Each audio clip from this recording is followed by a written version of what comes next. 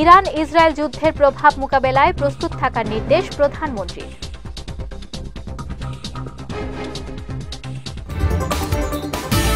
স্বাধীনতা বিরোধী সব অপশক্তিকে প্রতিহতের ঘোষণা ওবায়দুল কাদেরের।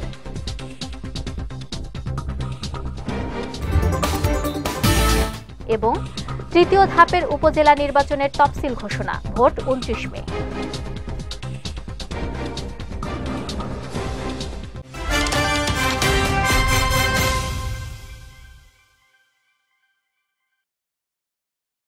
আসসালামু আলাইকুম। বিজয় রাতের সংবাদে আমন্ত্রণ জানাচ্ছি আমি নুসরাত আহমেদ। শুনছিলেন শিরোনাম, এবারে বিস্তারিত।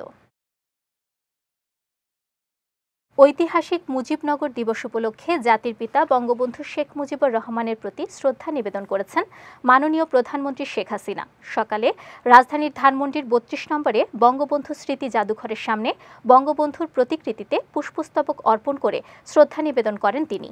পুষ্পস্তবক অর্পণের পর স্বাধীনতার স্থপতি বঙ্গবন্ধুর স্মৃতির প্রতি গভীর শ্রদ্ধা জানিয়ে কিছুক্ষণ নীরবে দাঁড়িয়ে থাকেন প্রধানমন্ত্রী শেখ হাসিনা। পরে দলের জ্যেষ্ঠ নেতাদের সঙ্গে নিয়ে আওয়ামী লীগ সভাপতি শেখ হাসিনা দলীয় প্রধান হিসেবে বঙ্গবন্ধুর প্রতিকৃতিতে আরেকবার পুষ্পস্তবক অর্পণ করেন। ইরান ইসরায়েল যুদ্ধ পরিস্থিতির ঘটনা প্রবাহের দিকে সংশ্লিষ্টদের নজর রাখার নির্দেশ দিয়েছেন মাননীয় প্রধানমন্ত্রী শেখ হাসিনা। একই সঙ্গে যুদ্ধের সম্ভাব্য প্রভাব মোকাবেলায় প্রস্তুতি নেওয়ারও নির্দেশ দিয়েছেন তিনি।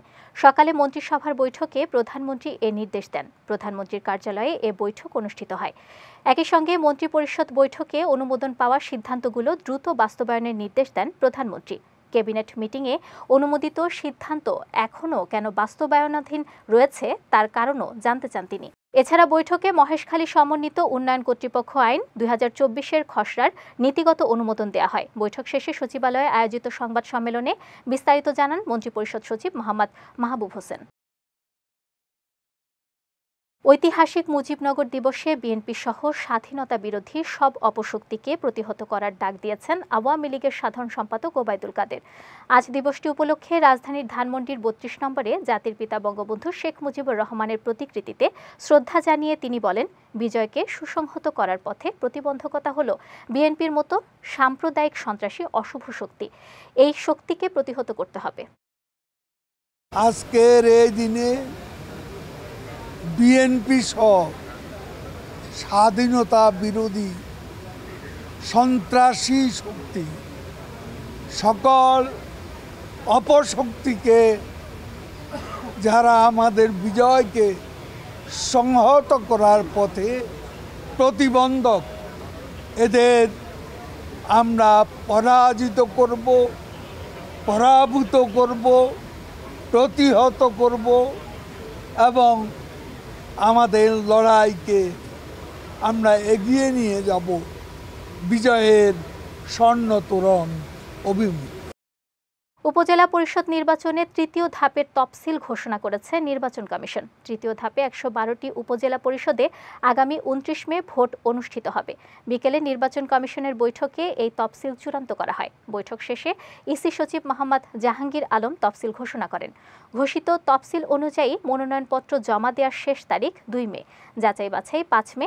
ইসির সিদ্ধান্তের বিরুদ্ধে আপিল 6 থেকে 8 মে। আপিল নিষ্পত্তি প্রার্থিতা প্রত্যাহারের শেষ দিন 12 মে। প্রতিদ্বন্দ্বী প্রার্থীদের মাঝে প্রতীক বরাদ্দ 13 মে এবং ভোট 29 মে। 21টি উপজেলায় ভোট ইভিএমে এবং বাকিগুলো ব্যালটে হবে বলে জানান ইসি সচিব। বিষয়বস্তু অবহিত না করে ওয়ালটনের আদর্শ ও নীতিমালার পরিপন্থীভাবে রূপান্তর শিরোনামের একটি নাটক প্রচার করায় বিজ্ঞাপনী সংস্থা লোকাল বাস এন্টারটেইনমেন্টকে আইনি নোটিশ পাঠিয়েছে ওয়ালটন। পাশাপাশি প্রতিষ্ঠানটির সঙ্গে সব ধরনের বিজ্ঞাপনী চুক্তিও বাতিল করেছে ওয়ালটন। একই সঙ্গে বিষয়টির জন্য ওয়ালটন গ্রুপ ক্রেতা ও শুভাকাঙ্ক্ষীদের কাছে আন্তরিকভাবে দুঃখ প্রকাশ করেছে। গতকাল বিজ্ঞাপনী প্রতিষ্ঠান লোকাল বাস এন্টারটেইনমেন্ট এর স্বত্বাধিকারী মোহন আহমেদকে ওই আইনি নোটিশ পাঠানো হয়। এর আগে ফেসবুক, ইউটিউব সহ বিভিন্ন সামাজিক মাধ্যম থেকে রূপান্তর নাটকটি প্রত্যাহারের জন্য বিজ্ঞাপনী সংস্থাকে নির্দেশ দেয় ওয়ালটন। এরপরই ফেসবুক, ইউটিউব সহ সব মাধ্যম থেকে নাটকটি প্রত্যাহার করে নেওয়া হয়। এবার জেলা সংবাদ।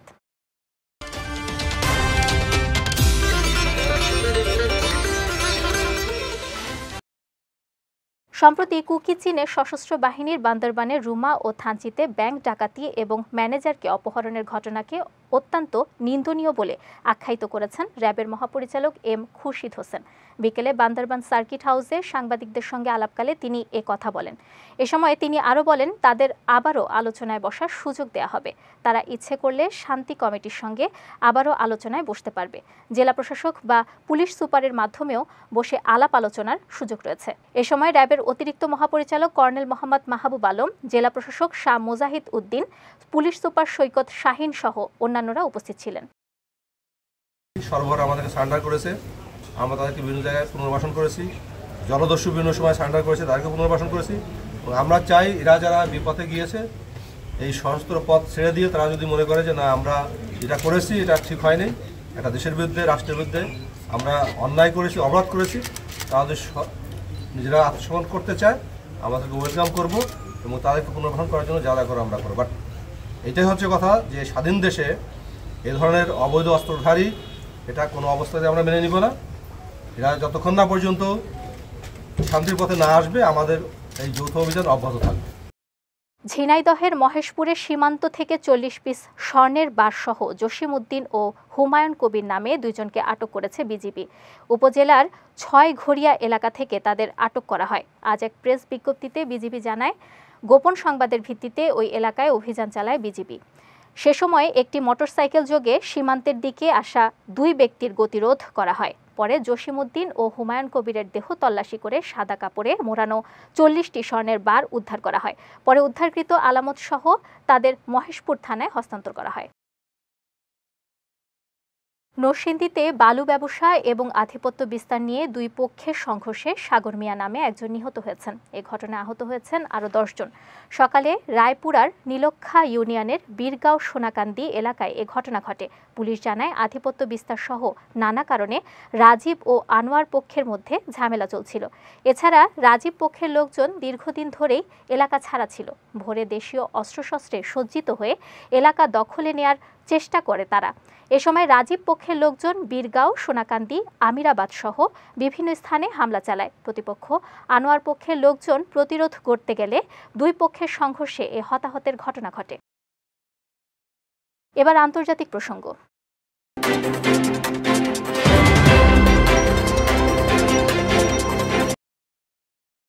ফিলিস্তিনের অবরুদ্ধ গাজায় বর্বরোচিত হামলা অব্যাহত রেখেছে দখলদার ইসরায়েলি বাহিনী। এরই মধ্যে ভূখণ্ডটির একটি শরণার্থী শিবির ও আবাসিক এলাকায় হামলা চালিয়ে অন্তত 18 জনকে হত্যা করেছে ইসরায়েলি সেনারা। এরই মধ্যে মধ্য গাজার মাঘাজি শরণার্থী শিবিরে ইসরায়েলি হামলায় নিহত হয়েছেন 11 জন। অন্যদিকে রাফাতে একটি বাড়িতে চালানো হামলায় প্রাণ হারিয়েছেন 7 ফিলিস্তিনি। আজ এক প্রতিবেদনে এসব তথ্য নিশ্চিত করেছে বার্তা সংস্থা রয়টার্স। সংবাদ মাধ্যমটি বলছে, নিহতদের অধিকাংশই শিশু। এছাড়া এ হামলায় আরও বেশ কয়েকজন আহত হয়েছেন। ফলে নিহতের সংখ্যা আরও বাড়তে পারে বলে আশঙ্কা করা হচ্ছে। কয়েকদিনের টানা বৃষ্টিতে সৃষ্ট বন্যায় আফগানিস্তানে এ পর্যন্ত অন্তত 50 জন নিহত হয়েছেন। এছাড়া আহত হয়েছেন আরও 27 জন। আজ দেশটির সীমান্ত অঞ্চল খাইবার পাখতুনখোয়ার দুর্যোগ ব্যবস্থাপনা কর্তৃপক্ষের মুখপাত্র জানিয়েছেন, শুধুমাত্র খাইবার পাখতুনখোয়াই অন্তত 21 জন মারা গেছেন। এদিকে স্থানীয় গণমাধ্যমের তথ্য মতে বন্যায় প্লাবিত হয়েছে 200 একর জমি। এর মধ্যে রয়েছে বিস্তীর্ণ আবাদি জমিও। এতে নষ্ট হয়ে গেছে ফসল, ভেসে গেছে গবাদি পশু ও আসবাবপত্র। কর্তৃপক্ষ বলছে, বন্যায় নিহতের সংখ্যা আরও বাড়তে পারে। যাচ্ছি খেলা সংবাদে।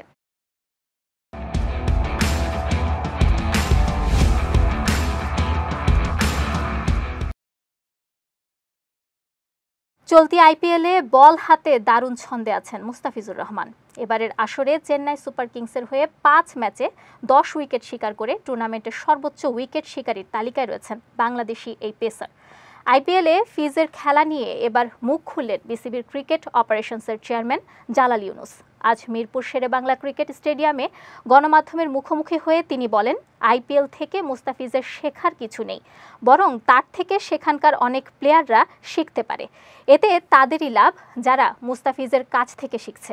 এ সময় আগামী 3 মে জিম্বাবুয়ের বিপক্ষে ম্যাচে বাংলাদেশি এই তারকা পেসার খেলবে বলেও জানান তিনি।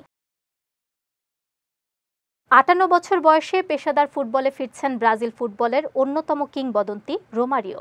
ব্রাজিলিয়ান সংবাদ মাধ্যম গ্লোবো রোমারিও ১৬ বছর পর ফুটবল মাঠে ফেরার কথাটি নিশ্চিত করেছে। সংবাদ মাধ্যমটির তথ্যমতে আবারও ফুটবলে ফিরতে ব্রাজিলের দ্বিতীয় স্তরের ফুটবল প্রতিযোগিতা ক্যাম্পেনাতো ক্যারিওকা সিরিয়া 2-তে নাম লিখিয়েছেন বার্সেলোনায় খেলা সাবেক এই স্ট্রাইকার। তবে তিনি মাঠে ফিরছেন মাত্র কয়েক ম্যাচের জন্য। তার ৩০ বছর বয়সী ছেলে রোমারিওর সঙ্গে কয়েকটি ম্যাচ একত্রে খেলবেন বলেই হঠাৎ করে ফুটবলে ফেরার সিদ্ধান্ত নিলেন ব্রাজিলের হয়ে বিশ্বকাপ জেতা এই ফরওয়ার্ড। বিজয় রাতের সংবাদ শেষ করার আগে শিরোনামগুলো দেখে নিচ্ছি আরও একবার।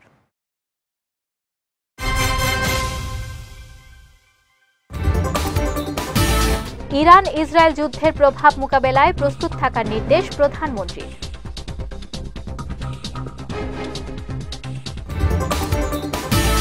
স্বাধীনতা বিরোধী সব অপশক্তিকে প্রতিহতের ঘোষণা ওবায়দুল কাদেরের।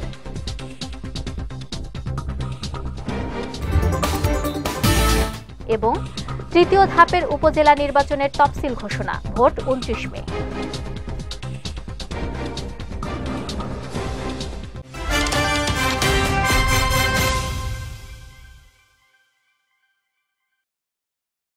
বিজয় রাতের সংবাদ শেষে আজকের মতো আমি নুসরাত আহমেদ আপনাদের কাছ থেকে বিদায় নিচ্ছি। আগামীকাল একই সময়ে নতুন সব খবর দেখতে চোখ রাখুন বিজয় টিভিতে। এছাড়াও আজকের বিজয় রাতের সংবাদের ভিডিও দেখতে পারেন আমাদের ইউটিউব এবং ফেসবুক পেজে। আমাদের ইউটিউব হলো youtube.com/bijaytvofficial এবং আমাদের ফেসবুক পেজ হলো facebook.com/bijaytvlimited। এতক্ষণ সঙ্গে থাকার জন্য ধন্যবাদ সবাইকে।